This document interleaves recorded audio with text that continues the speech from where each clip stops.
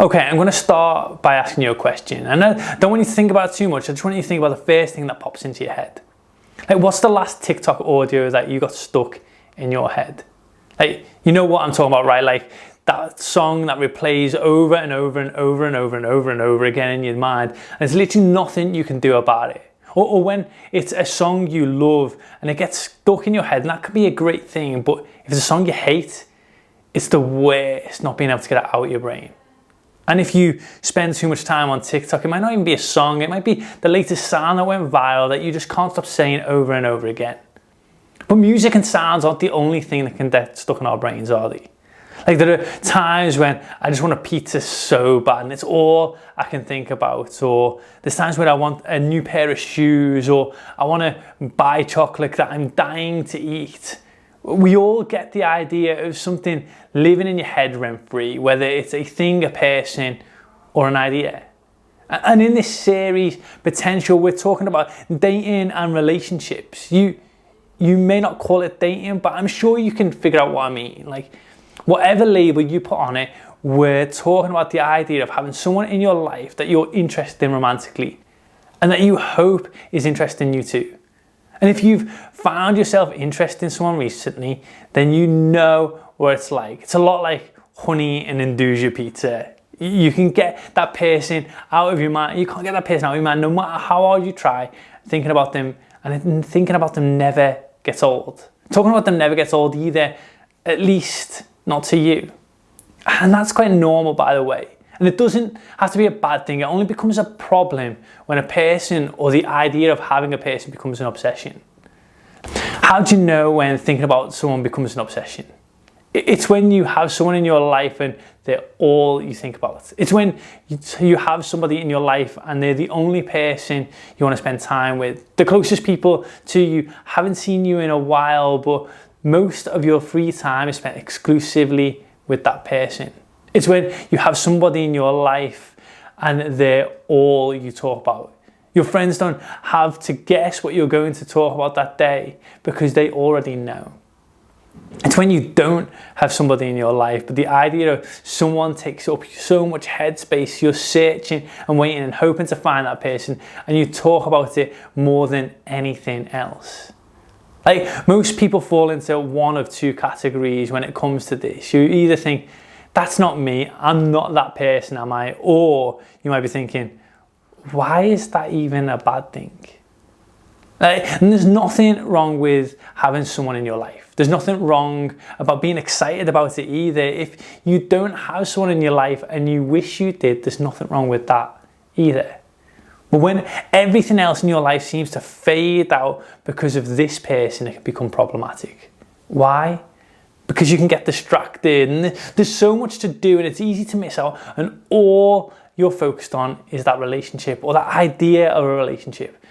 You miss out on the chances to make memories with your friends. You miss out on chances to connect with your family. You'll miss out on chances to develop your talents. You even may miss out on the chance to learn new things or influence others. And being too focused on any one thing, whether it's a person, a relationship, or a hobby, is never a good idea.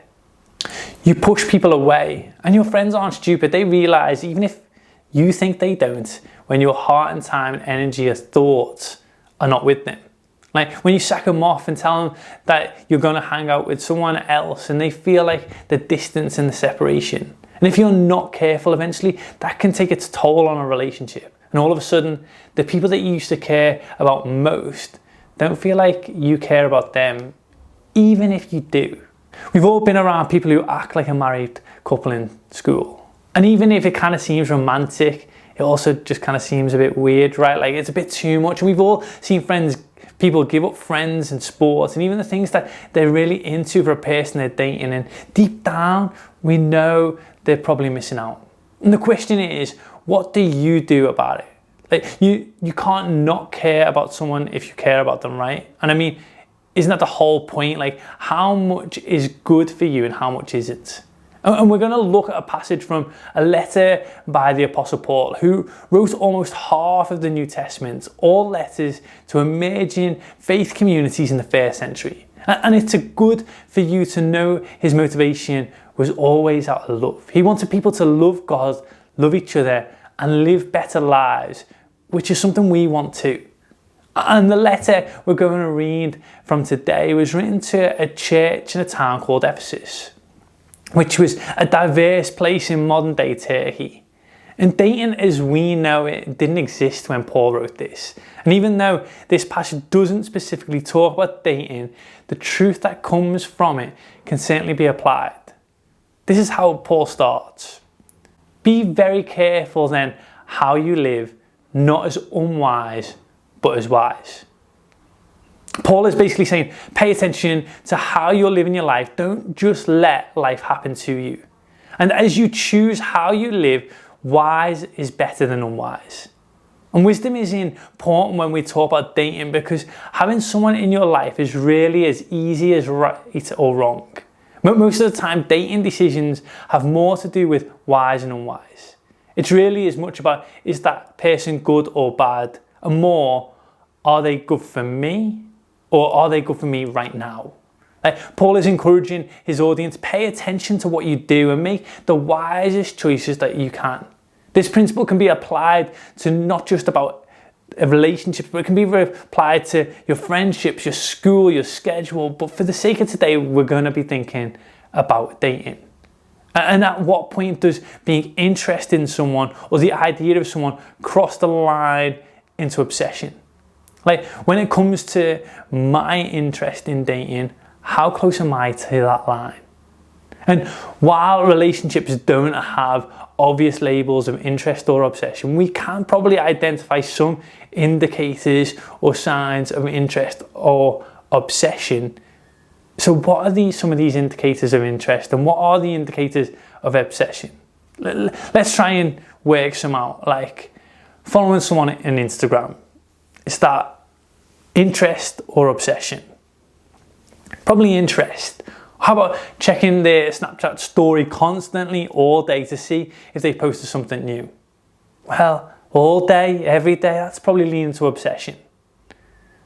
How about saying hey to them when you see them in the hall? Well, that's probably interest.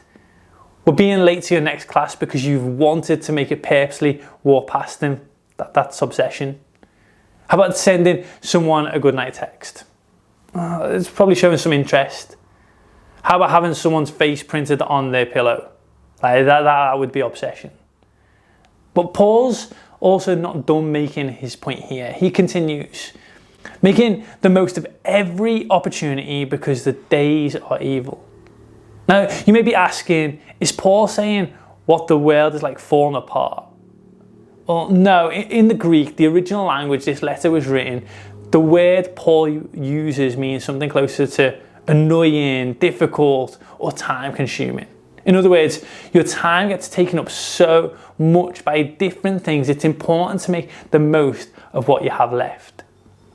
Paul is simply pointing out our habit of time wasting is unwise. It was true for people back then, and it's true for us today. And we all know what it's like to have time wasted or doing the wrong things. And sometimes we do this and it's no big deal. But sometimes we really miss out on stuff that really matters. And Paul wants his readers and us to make the most of our time. And when it comes to high school, this is important, because high school is this amazing part of your life and you'll never experience anything like it again. And you'll look back on these days and be surprised how much it matters and how much it shaped you. And how you don't want to say, I missed that time with my friends because I was always distracted by this one relationship. Or it sounds like it was fun, but I don't remember much of it because I always hung out with this one person. You have a chance to encourage your friends and influence people who are younger than you and develop yourself in so many ways while you're in school. And dating can be a great part of that, but when it takes up too much space and it takes up too much time, it has the potential to leave you and other people with hurt or regret. In other words, God is at work in your life and God wants to use you in a specific ways while you're in high school.